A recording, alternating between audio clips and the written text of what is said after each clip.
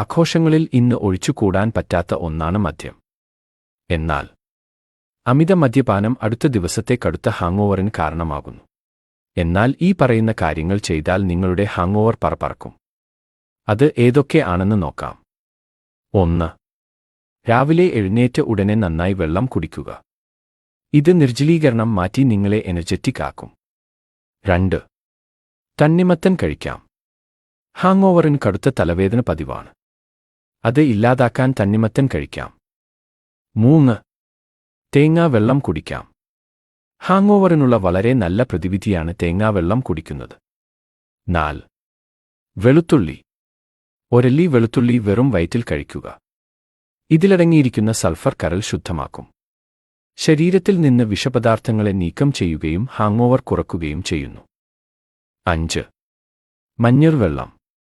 രാവിലെ ചെറുചൂടുവെള്ളത്തിൽ 1/2 ടീസ്പൂൺ മഞ്ഞൾപ്പൊടി കലർത്തി കഴിക്കുക. കരൾ വിഷവിമുക്തമാകുകയും ഹാങ്ങോവർ കുറയുകയും ചെയ്യുന്നു. 6.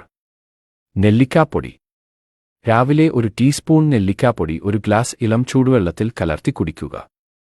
കരൾ ഫ്രഷ് ആയി നിലനിൽക്കുകയും ഹാങ്ങോവർ കുറയുകയും ചെയ്യുന്നു.